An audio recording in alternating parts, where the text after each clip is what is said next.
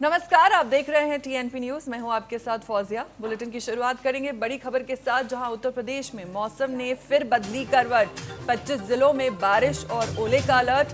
पहाड़ों पर बर्फ के पिघलने से ठंडी हवाएं चलेंगी। घने कोहरे के कारण विजिबिलिटी कम रहेगी। उत्तर प्रदेश में मौसम ने एक बार फिर करवट ले ली है। इस दौरान दिल्ली एनसीआर में घना कोहरा और शीतलहर का असर बने रहने की आशंका जताई गई है।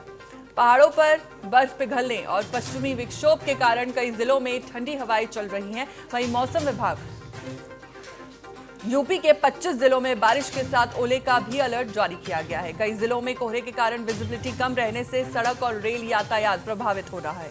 वहीं सीएम योगी आदित्यनाथ ने बाढ़ और अतिवृष्टि की पूर्व तैयारी की समीक्षा की, जिसमें उन्होंने 11 जिलों के 19 अति संवेदनशील और 12 जिलों के 18 संवेदनशील तटबंधों पर विशेष फोकस किया।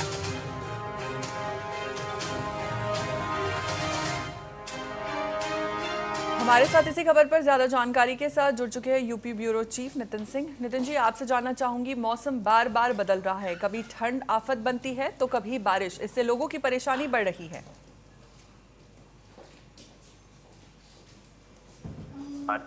के बाद से लगातार जो मैदानी क्षेत्र है वहां पर भी जो ठंड है वो अपना प्रकोप एक बार फिर से दिखाना शुरू कर चुकी है। और इसके साथ ही अगर उत्तर प्रदेश की बात की जाए या उत्तर प्रदेश के दूसरे प्रमुख जिलों की बात की जाए तो वहां पर जो अलर्ट है वो जारी किया गया है मौसम विभाग की तरफ से। और ये कहा गया है कि आने वाले दिनों में, आने वाले 24 घंटों में जो तापमान है वो और गिरेगा। हो सकता है कि बारिश भी हो जाए और बारिश के साथ साथ ओले भी गिर जाएं।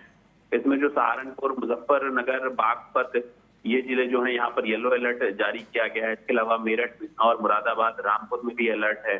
जो पश्चिमी क्षेत्र है वहां पर जो मौसम बिगड़ने की संभावना ज्यादा बताई जा रही है। इसके अलावा अगर राजधानी लखनऊ की बात करें तो राजधानी लखनऊ में कल एकाएक बरसात हुई और उस बरसात के बाद से ही जो तापमान है वो थोड़ा कम हुआ है और जो ठंडी हवाएं हैं वो चल रही हैं। तो ऐसे में अब लोगों की समस्याएं बढ़ रही हैं एक बार फिर से, क्योंकि जहां मौसम एक बार गर्म हो गया था, काफी तेज धूप निकल रही थी, तो लोगों को ये लगा कि ठंड चली गई है। लेकिन जिस तरह से मौसम ने फिर से करवट ली है, बड़ा जो दिक्कत है वो लोगों को हो रही है अब। और एक बार फिर से उन्हें अपना काम करने में, घर से निकलने में समस्याएं हो रही है। फिलहाल मौसम विभाग का यह कहना है कि अभी कुछ दिनों तक इसी तरह से मौसम रहेगा। जी नितिन जी, बार बार बदलता मौसम, क्या क्लाइमेट चेंज का असर है और इससे आखिर राहत कब मिलेगी?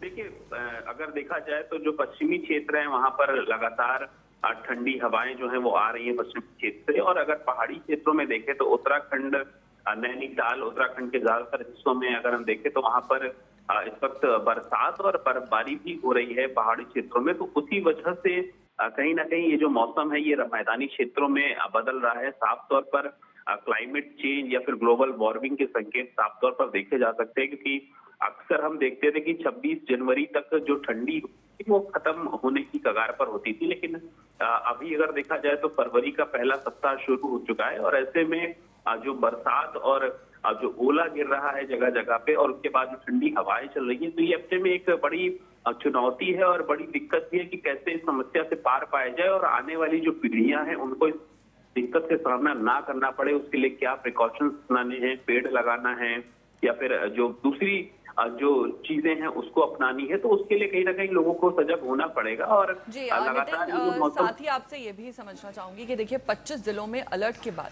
जमीनी तैयारी कितनी मजबूत है, क्या प्रशासन तैयार है? देखिए, बिल्कुल उत्तर प्रदेश की अगर बात की जाए तो उत्तर प्रदेश के मुख्यमंत्री योगी आदित्यनाथ ने भी 2 दिन पहले अधिकारियों के साथ बैठक की थी और उन्होंने बरसात के बाद किन क्षेत्रों में कहां पर क्या सावधानी बरतनी है, सबसे पहले उस पर नजर अपनी केंद्रित की। और उसके अलावा उन्होंने किसानों को लेकर के बड़ी जो अधिकारी हैं उनको चेताया है कि जो बरसात की वजह से अगर किसी की फसल नष्ट हो रही है या खेतों में किसी प्रकार की कोई समस्या हो रही है, किसान परेशान हो रहा है, तो उसकी नजर बना करके रखें, किसी भी किसान को दिक्कत ना हो, किसी की भी फसल खराब ना हो।